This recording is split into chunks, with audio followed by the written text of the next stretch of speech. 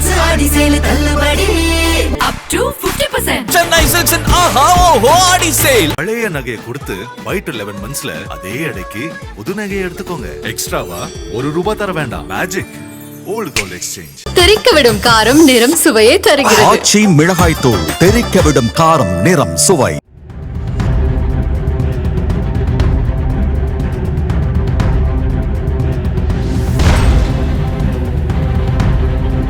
திண்டுக்கல் மாவட்டம் கொடைக்கானல் அருகே உள்ள வடக்கு உஞ்சி பகுதியைச் சேர்ந்தவர் கருப்பசாமி. 31 வயதான இவர் திருப்பூர் குமாரானந்தபுரம் பகுதியில் தங்கி டிரைவராக பணியாற்றி வந்தார். கருப்பசாமிக்கு பிரியா என்ற தங்கை உள்ளார். அவருக்கு கார்த்திகேயன் என்பவருடன் திருமணமான நிலையில் அவர்கள் தங்களுடைய மகளுடன் திருப்பூரில் வசித்து வந்தனர். இந்நிலையில் வீட்டின் முன்பு விளையாடிக் கொண்டிருந்த சிறுமியை திடீரென தெருநாய் ஒன்று கடித்துள்ளது. இதை பார்த்த கார்த்திகேயன் தன்னுடைய மகளை உடனடியாக மீட்டு திருப்பூர் அரசு மருத்துவமனையில் சிகிச்சைக்காக சேர்த்துள்ளார். இது குறித்து தகவல் அறிந்த கருப்பசாமி உடனடியாக ஸ்பாட்டுக்கு சென்று குழந்தைய எதுக்கு கவர்மெண்ட் ஹாஸ்பிட்டல்ல சேர்த்தீங்க, பிரைவேட் ஹாஸ்பிட்டல்ல சேர்க்க வேண்டியதானே என அங்கிருந்தவர்களை திட்டியுள்ளார். அப்போது சிறுமியை பார்ப்பதற்காக கருப்பசாமியின் அக்கால் கணவர் குலசிவேலு என்பவர் அங்கு வந்துள்ளார். அந்த நேரத்தில் இவர்கள் பேசிக் கொண்டிருப்பதை கேட்ட குலசிவேலு நாய்க்கடிக்கு அரசு மருத்துவமனையில் தான் சிகிச்சை கொடுக்க வேண்டும் என தெரிவித்துள்ளார். இதனால் இருவருக்கும் இடையே ஏற்பட்ட வாய் தகராறில் கருப்பசாமி குலசிவேலுவை தாக்கியுள்ளார். இதில் ஆத்திரமடைந்த குலசிவேலு தான் மறைத்து வைத்திருந்த கத்தியை எடுத்து கருப்பசாமியின் முகம், கழுத்து உள்ளிட்ட இடங்களில் சரமாரியாக குத்தியுள்ளார். இரத்த வெள்ளத்தில் துடித்த கருப்பசாமி அந்த இடத்திலேயே சரிந்து விழுந்தார். அப்போது அங்கு பணியில் இருந்த மருத்துவர்களும் செவிலியர்களும் உடனடியாக போலீசாருக்கு தகவல் தெரிவித்துவிட்டு உயிருக்கு போராடி கொண்டிருந்த கருப்பசாமிக்கு சிகிச்சை அளித்துள்ளனர். ஆனால் கருப்பசாமி சிகிச்சை பலனின்றி பரிதாபமாக உயிரிழந்தார்.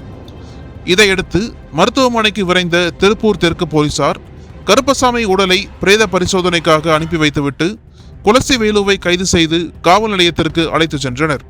அங்கு அவரிடம் மேற்கொண்ட தீவிர விசாரணைக்கு பிறகு குலசிவேலு மீது கொலை வழக்கு பதிவு செய்து நீதிமன்றத்தில் ஆஜர்படுத்தி சிறையில் அடைத்தனர். மருத்துவமனையில் எழுந்த சாதாரண பிரச்சனையால் ஒருவர் கத்தியால் குத்தி கொலை செய்யப்பட்ட சம்பவம் திருப்பூரில் பதற்றமான சூழலை ஏற்படுத்தியுள்ளது.